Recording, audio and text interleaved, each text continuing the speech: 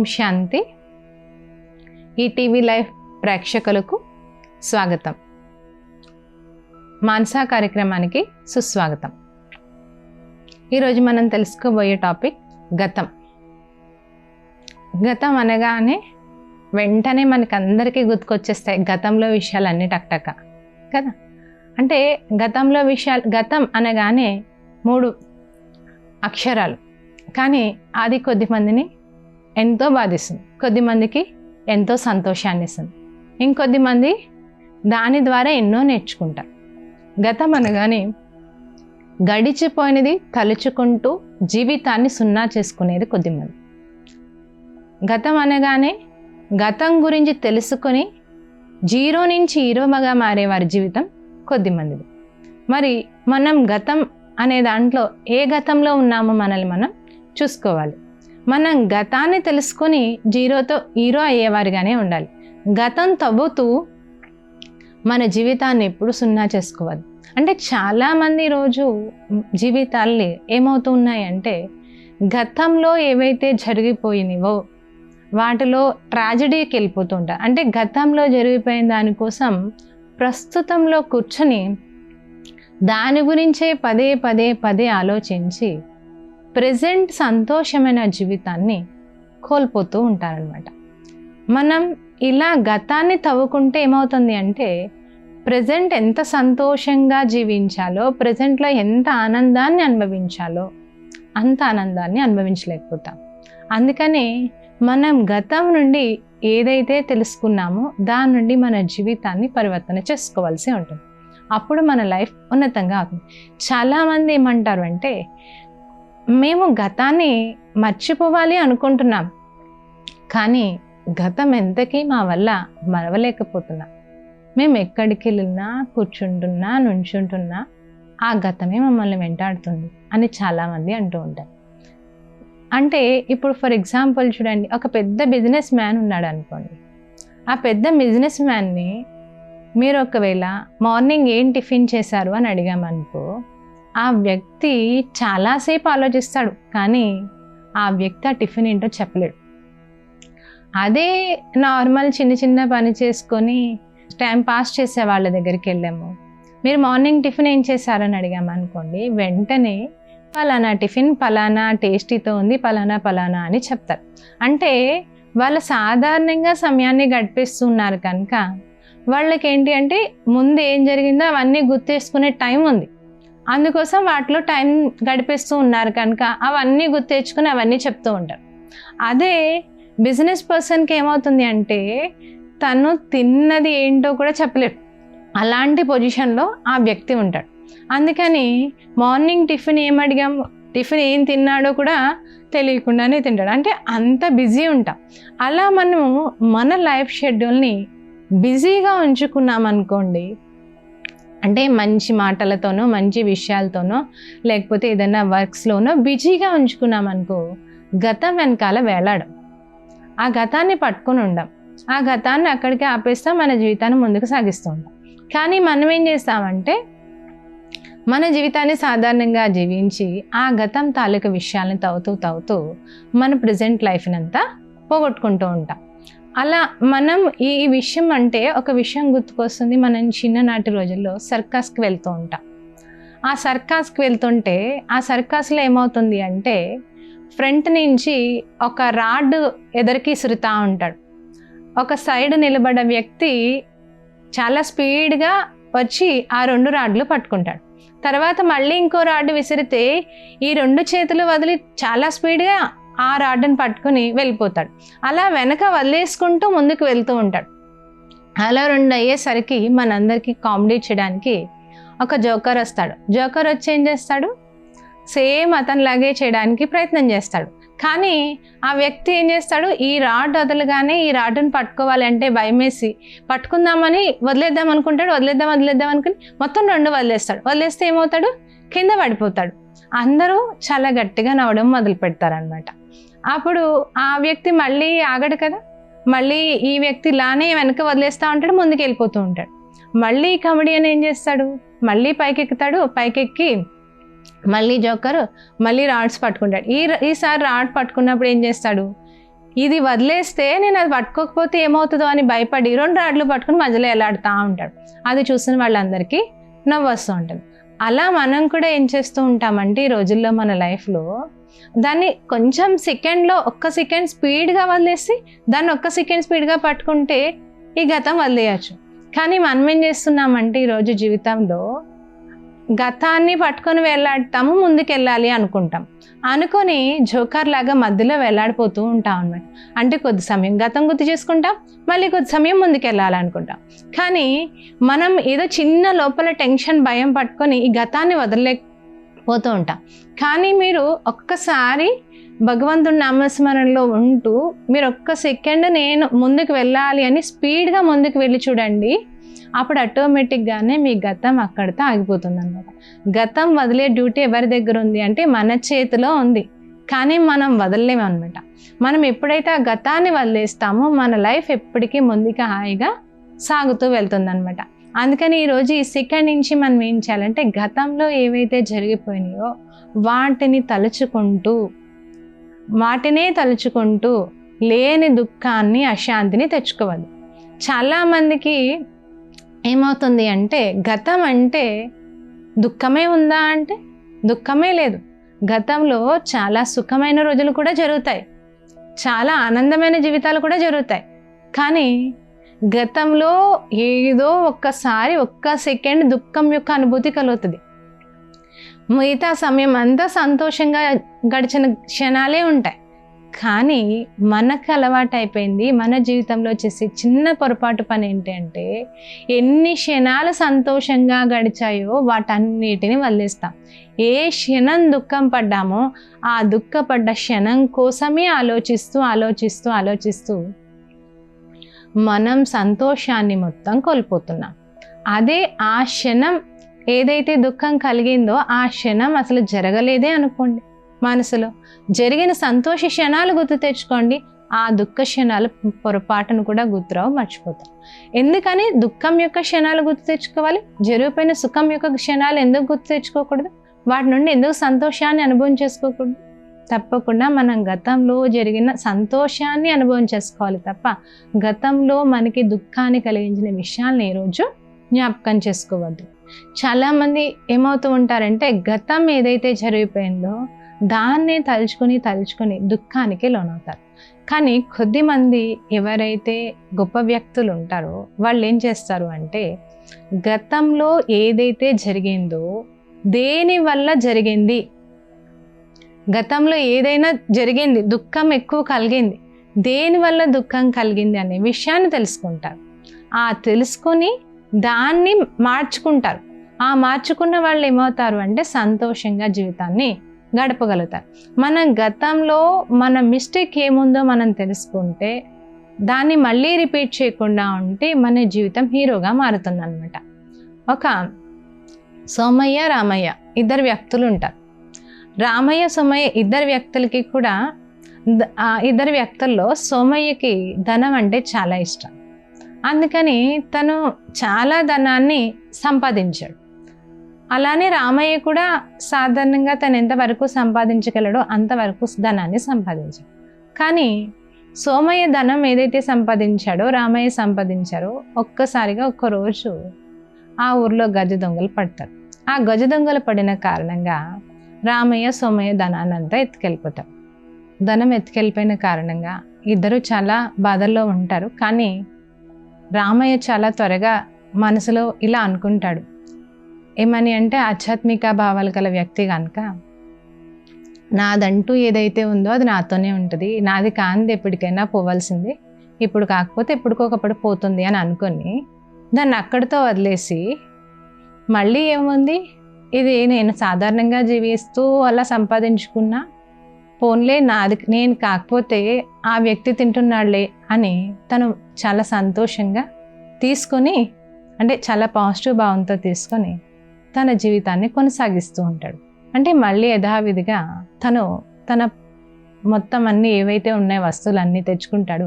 ఇంకా ముందుకు వెళ్తూ ఉండి తన జీవితాన్ని చాలా సంతోషంగా జీవించసాగుతాడు. వాళ్ళ ఇంట్లో వచ్చిన ఏ సంతోషానైనా చాలా సంతోషంగా అనుభవిస్తూ ఉంటాడు. కానీ సోమయ్యకి ధనం మీద చాలా ఆశ ఉండే వ్యక్తి కదా. ఆ ఇంట్లో గజ దొంగలు పడి ధనం ఎత్తుకెళ్ళిపోయిన కారణంగా నేను ఎంతో కష్టపడి ఎంతో ధనాన్ని సంపాదిస్తే ఈ ధనం అంతా దొంగ ఎత్తుకెళ్ళిపోయాడు అని ఆ వ్యక్తి 2-3 సంవత్సరాలు 4-5 సంవత్సరాలు అయినా కానీ నా ధనం ఎంత పోయింది అని అదే బాధల్లో ఉంటాడు. ఎంత బాధ ఉంటుంది అంటే ఇంక ఏ సెకండ్ మర్చిపోడు.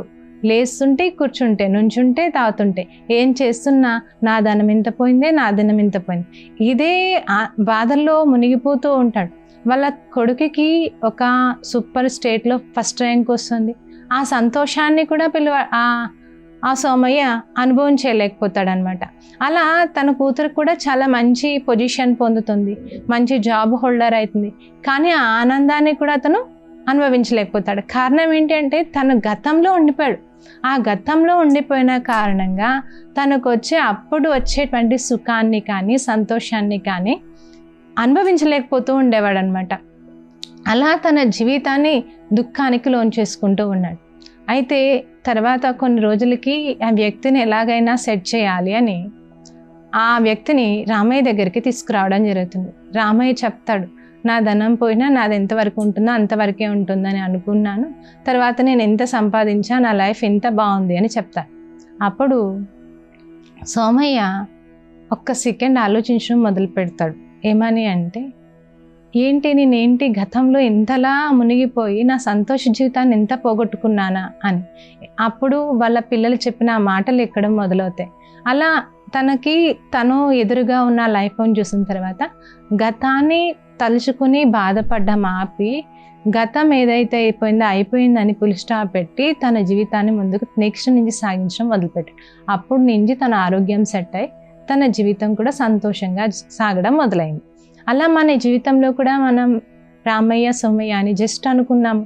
కానీ ఇలా మన జీవితాల్లో కూడా కొద్దిమంది ఏదైనా జరిగిపోయిన తర్వాత జరిగిపోయింది ఏదైతే ఉందో జరిగిపోయింది, గతం గతహ అని బిందువు పెట్టే వాళ్ళు ఉంటారు.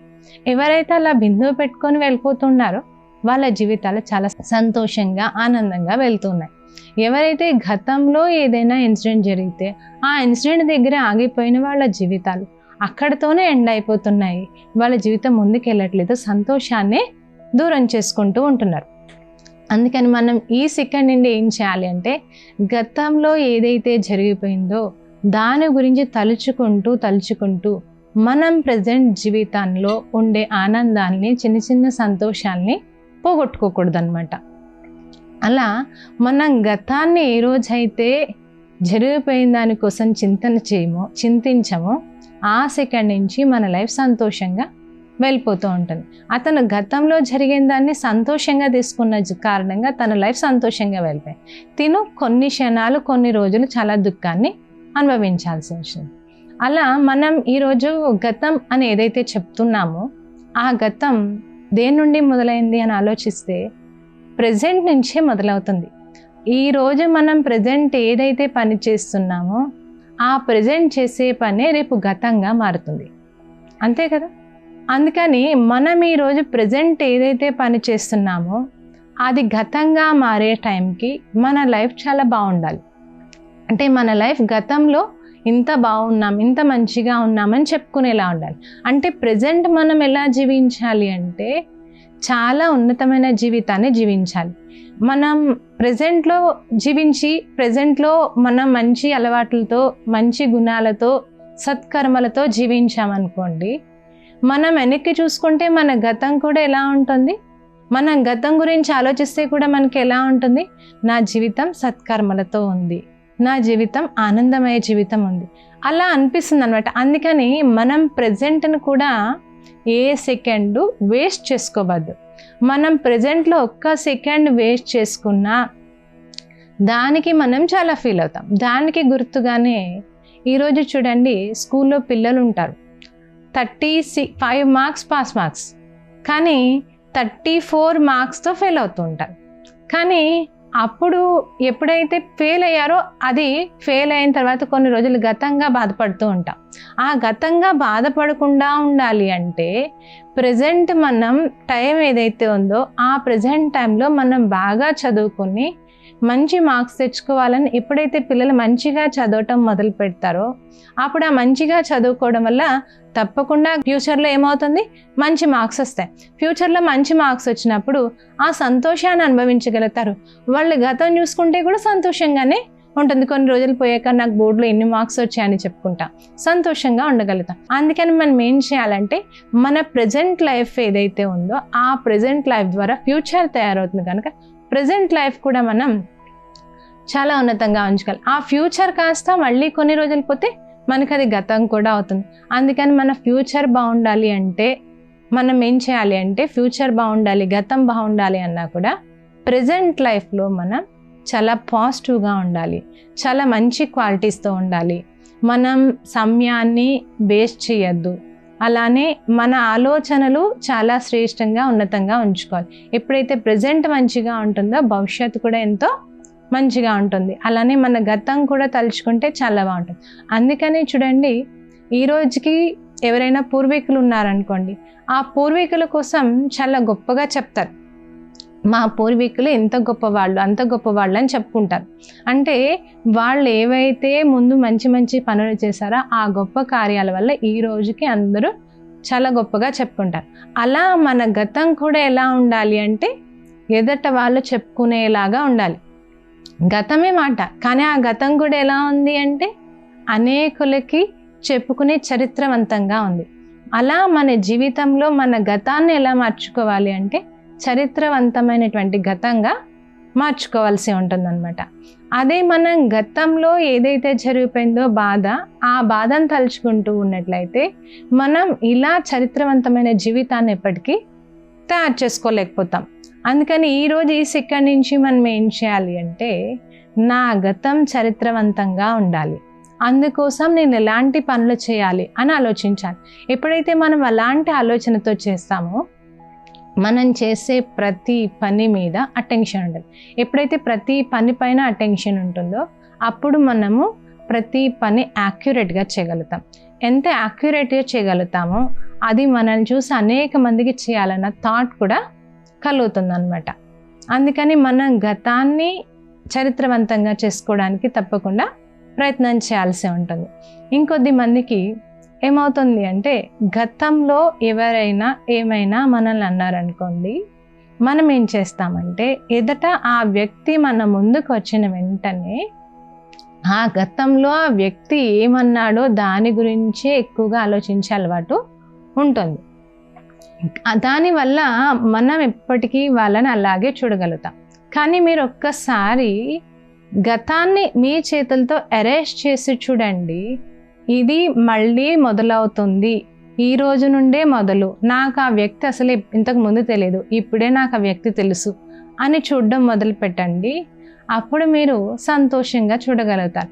ఆ వ్యక్తి యొక్క భావాలు మీ వరకు చెడుగా చేరవు, మీ భావాలు కూడా ఆ వ్యక్తికి చెడుగా చేరవన్నమాట. అందుకని మనము మన చేతిలోనే ఎరేజర్ ఉంది, కానీ మనకి ఎరేజ్ చేయడం రావట్లేదు గతాన్ని. ఏదైతే చెడు ఉందో అది చెరిపేసుకోమని భగవంతుడు మన చేతిలో ఎరేజర్ని పెట్టారు. ఏం ఎరేజర్ పెట్టారంటే ఆధ్యాత్మిక విషయాలు లేదా కొత్త కొత్త ఆలోచనలతో నీ గతాన్ని ఎరేజ్ చేసుకో అని భగవంతుడు ఎరేజర్ మన చేతిలో పెట్టారు. అంటే చెరుపుకునేదాన్ని పెట్టాడు.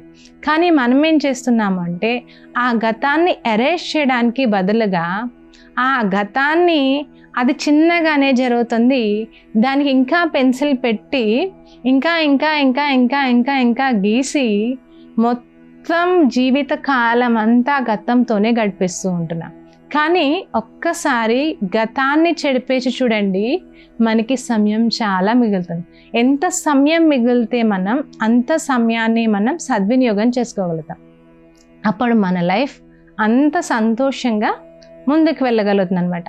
అందుకని ఈ రోజు నుంచి మనం ఏం చేయాలి అంటే మన గతం ఏదైతే ఉందో, ఏదైతే మనకి నచ్చని విషయాలు ఉన్నాయో ఆ విషయాలు ఎరేజ్ చేసేస్తూ ఉండాలి. ఎప్పటికిప్పుడు ఏ సెకండ్కి ఆ సెకండ్ ఎరేజ్ చేస్తూ ఉండాలి ఆ గతాన్ని. ఏ సెకండ్కి ఆ సెకండ్ ఎరేజ్ చేసామనుకో ఎరేజ్ అయిపోయిన వస్తువు మళ్ళీ కనిపించదు మనకి. మళ్ళీ ఎంత ప్రయత్నం చేయండి ఎరేజ్ అయిపోయినాయి మళ్ళీ వస్తాయా? రావు. అలా మనం ఏం చేయాలి అంటే మనం దాన్ని ఎరేజ్ చేయడం మొదలు పెట్టాలి. ఎప్పుడైతే అది ఎరేజ్ చేసామో అది మళ్ళీ మన దగ్గరికి రాదనమాట. చాలామంది ఏం చేస్తారు అంటే గతాన్ని మర్చిపోవాలి అందుకని ప్రయత్నం చేస్తున్నామంటారు. ఏదైనా ఒక వస్తువు మీరు మర్చిపోవాలి అంటే పదే పదే పదే గుర్తుకొస్తుంది. కానీ అదే గుర్తుపెట్టుకోవాలని ప్రయత్నం చేయండి, అది కొన్నిసార్లు మర్చిపోయే అవకాశాలు కూడా ఉంటాయి. అందుకని మీరు గతాన్ని మర్చిపోవాలి అనుకోవడానికి బదులుగా మనం ఏం చేయాలి అంటే గతాన్ని మర్చిపోవాలి అనుకోవడానికి బదులుగా మనం కొత్తగా ఏవైనా ఆలోచనలు చేయడం మొదలు పెట్టాలి. అంటే ఇలా నేను ఈ పలానా యాత్రకి వెళ్ళాలి, లేదా పలానా చోటకి వెళ్ళి ఇలా మాట్లాడాలి, పలానా పనులు చేయాలి. ఇలా కొత్తగా ప్రోగ్రామింగ్ మైండ్కి ఇవ్వండి. ఈ కొత్త ప్రోగ్రామింగ్ చేయడంలో మైండ్ బిజీ అవ్వడం వల్ల గతం ఆటోమేటిక్గానే ఎరేజ్ అయిపోతుంది అనమాట. గతం యొక్క తాలూకులోకి వెళ్ళాం. గతం మర్చిపోవాలన్న ఆలోచన మీరు తీసేసి కొత్త ఆలోచన ప్లాన్ చేయండి. అప్పుడు ఆటోమేటిక్గానే గతం సమాప్తి అయిపోతుంది. అందుకని ఈ రోజు నుంచి మనం ఏం చేద్దాం అంటే గతం ఏదైతే ఉందో అది ఇప్పుడు ప్రజెంట్ నుండే మొదలవుతుంది.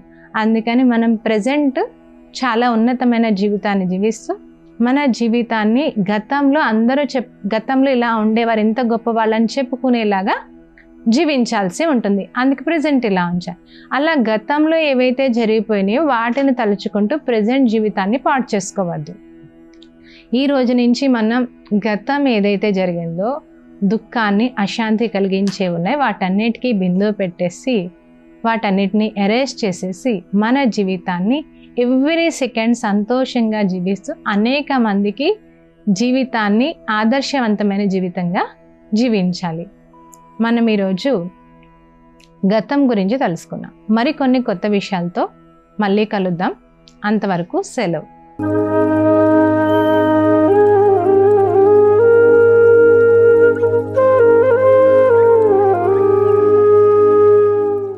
ఈ కార్యక్రమాన్ని తిరిగి చూడాలనుకుంటే www.youtube.com/@ETV Life Spiritual లో చూడవచ్చు.